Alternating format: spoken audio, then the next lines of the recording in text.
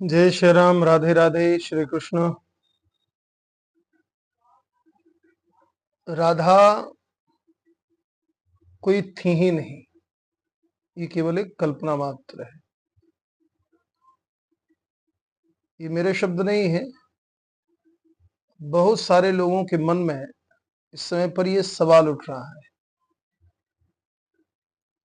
जब से प्रदीप मिश्रा जी ने राधा जी के संबंध में वक्तव्य दिए हैं अपनी कथा के दौरान, उसके बाद से राधा रानी को लेकर के कई लोगों के मन में कई तरह के सवाल खड़े हो रहे हैं।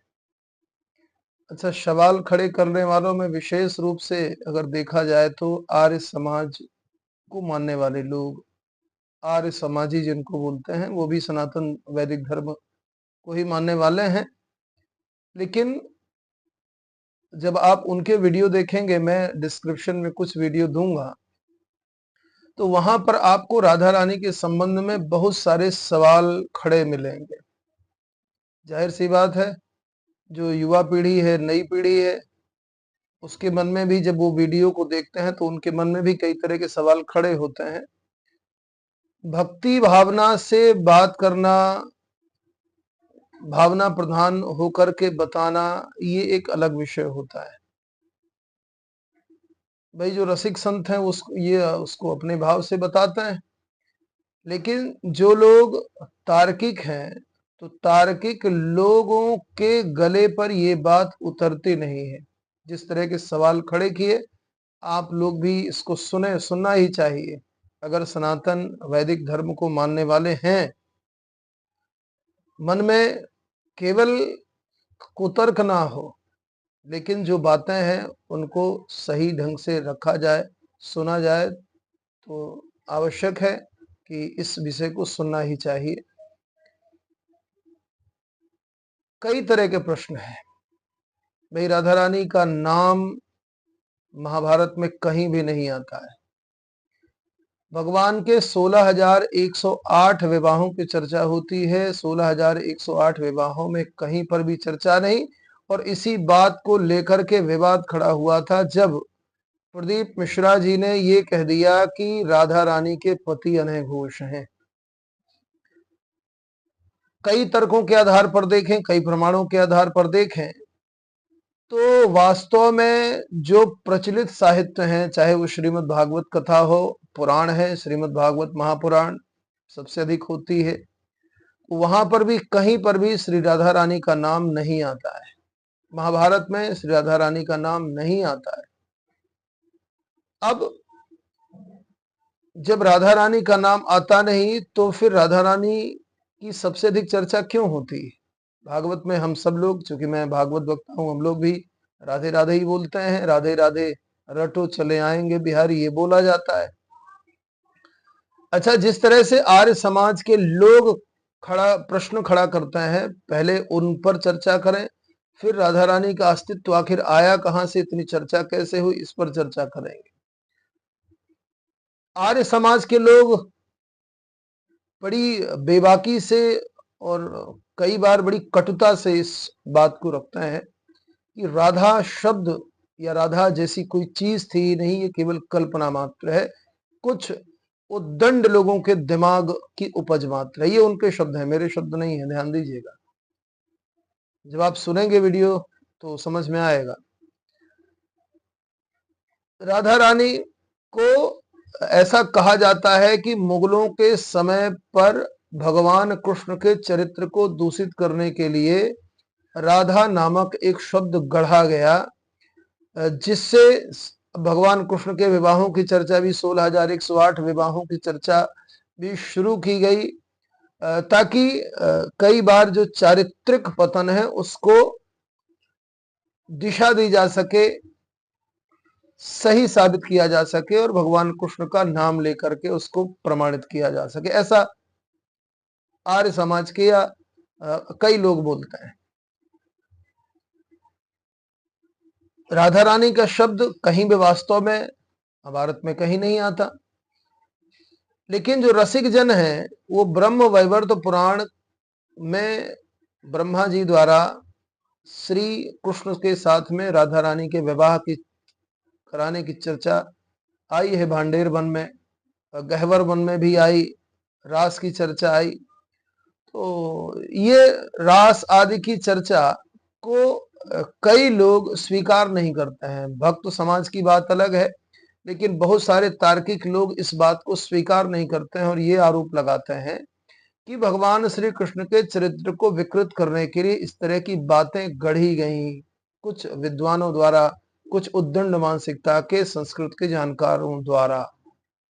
लेकिन वृंदावन के भाव में जाएं तो ब्रज में बहुत सारे रसिक संत हुए। आखिर उन रसिकों को ये राधा शब्द जो राधा रानी का नाम है वो कहां से मिला, इस पर चर्चा आवश्यक हो जाती है। भाई अगर आर्य समाजियों के आधार तर्क के आधार पर देखें तो कहीं पर भी जब जिक्र नहीं आता है, और बड़ी विचित्र चर्चा एक और आती है। एक कहावत आप सबने सुनी होगी कि ना नौ मन तेल होगा ना राधा नाचेगी। तो राधा जहां आई है तो नाचने गाने के हिसाब से, लोगों का मनोरंजन करने के हिसाब से आई, और उसी राधा के चरित्र को फिर बाद में कुछ लोगों ने, और इसीलिए सबसे अधिक नाचने गाने के विषय को लेकर ही राधा जी को बोला जाता है। एक कथा आती है, ऐसा मैंने सुना है, देखिए मैंने पढ़ा कहीं नहीं है, उनके तर्क में ही मैंने इस बात को सुना है। कहावत आप सबने सुनी है, मैं उस कथा को बता दूं। भाई महाभारत काल के बाद एक नर्तकी हुई राधा, राधा नाम की। अब राधा नाम की नर्तकी हुई, अब उसको जाना है, कई तरह की इसी में कहानी आती हैं। कुछ लोग कहते हैं कि उसके पिताजी को पसंद नहीं था, लेकिन वो नाचती थी। एक बार अपने गांव में आई तो लोगों ने नाच के लिए कहा, उसके पिता ने इसके लिए कहा कि भाई बेटी हमारी नाचेगी नहीं, और नाचेगी तो तब नाचेगी जब 9 मन तेल इकट्ठा होगा। गरीबों के पास में कहाँ है। एक तो ये कथा आती है। दूसरी एक कथा ये आती है कि उस समय पर भाई उसका खूब नाम था राधा का, और नाचने के लिए बुलाया जाता था तो सारी रात नाच होती थी, खूब मशालें जलती थी, खूब प्रकाश किया जाता था। इतना प्रकाश किया जाता था, इतना मशालें जलाई जाती थी कि उन मशालों में राधा के नाच को देखने के लिए 9 मन तेल खर्च हो जाता था। अब ये सबके बस की बात तो थी नहीं, इसलिए कहानी बन गई, एक मुहावरा बन गया कि जब 9 मन तेल होगा तब राधा नाचेगी। तो एक सीधा सा हो गया, 9 मन ना 9 मन तेल होगा ना राधा नाचेगी। तो ऐसे नाम को लेकर के वो लोग बताते हैं कि राधा अगर नाम आया तो इस तरह का नाम आया। एक नाम आया कर्ण की माता के रूप में, महाभारत में आप सबने देखा होगा कि कर्ण को राधेय कहा जाता है।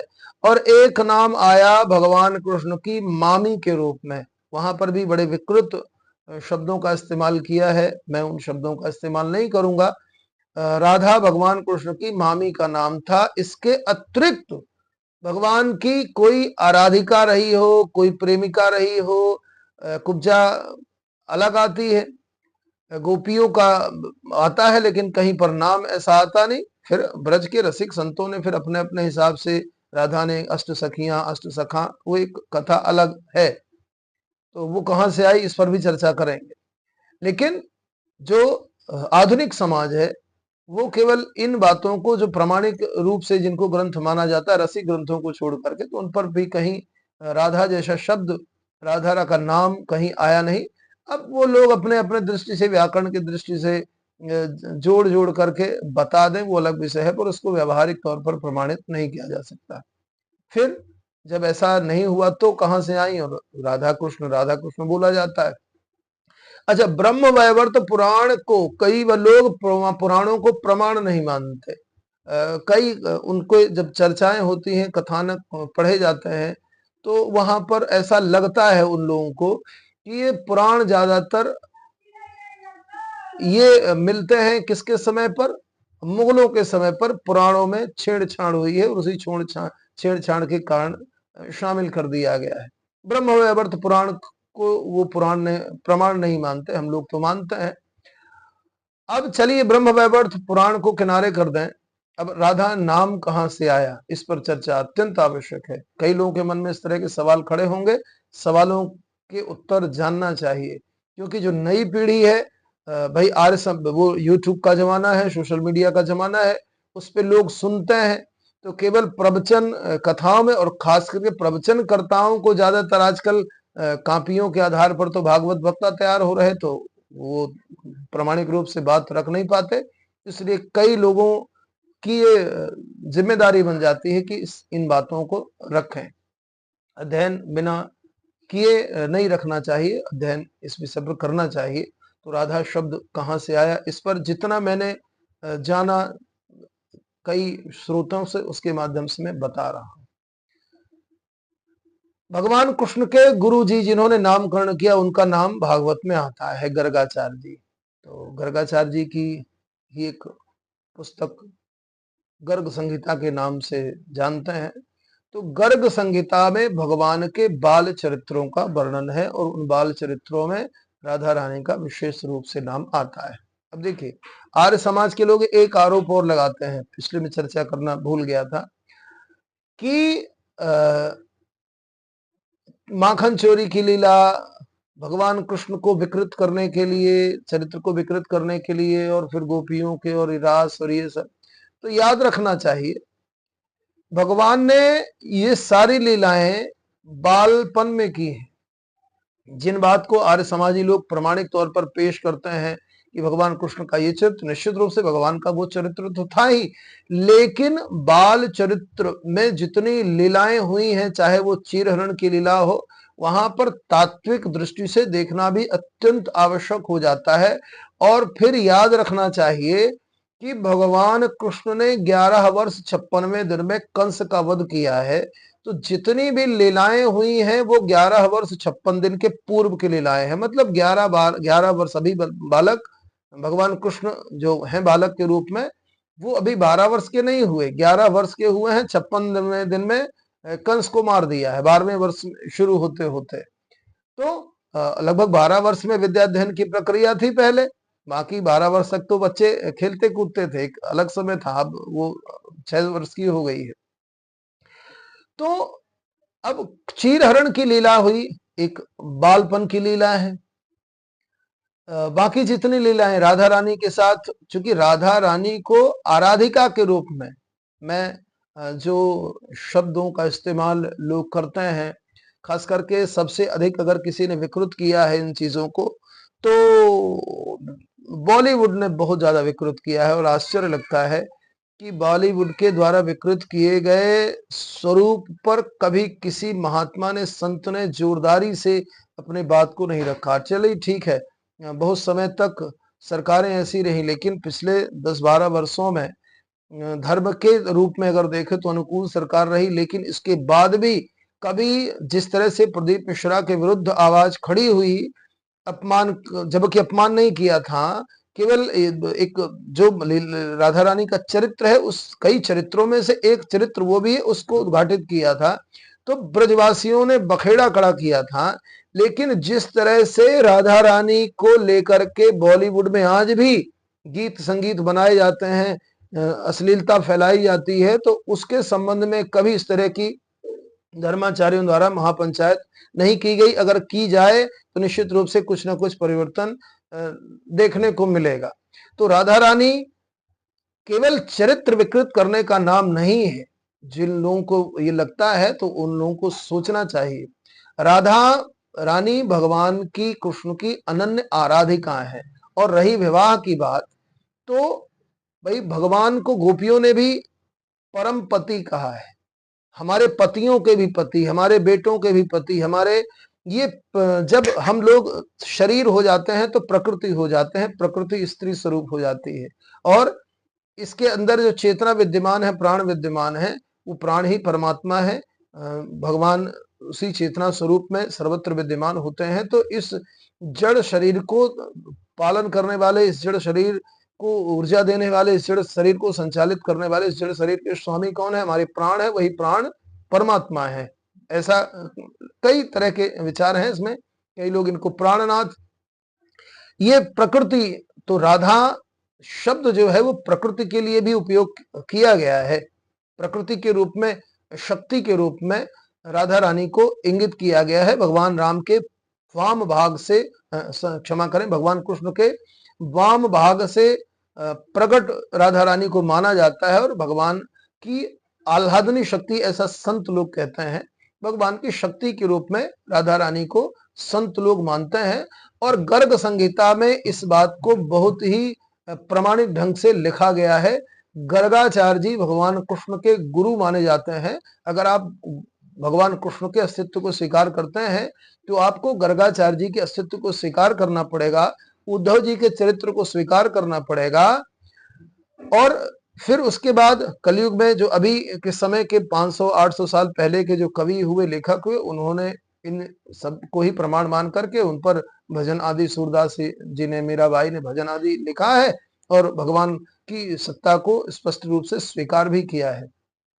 तो जो लोग ये मानते हैं कि राधा रानी का अस्तित्व नहीं था, राधा रानी केवल कल्पना मात्र है, उनको भी इस बात पर विचार करना चाहिए कि गर्ग संहिता में इस बात को प्रमाणिक तौर पर रखा गया है। उद्धव जी का चरित्र जो आता है तो उद्धव जी ने इसके पश्चात ज्ञान तत्व को छोड़ करके फिर भक्ति तत्व को अपनाया और भगवान की बाल लीलाओं का ही वर्णन किया।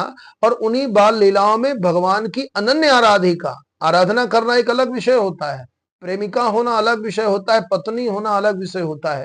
भगवान के मैं उसको कभी स्वीकार नहीं, मैं स्वयं स्वीकार नहीं करता हूं। मैं राधा रानी को लौकिक पत्नी के रूप में किसी भी सूरत में, चाहे उसमें परम पूज्य प्रेमानंद जी नाराज हो या कोई भी नाराज हो, इससे कोई फर्क नहीं पड़ता है। सबकी अपनी अपनी भावना।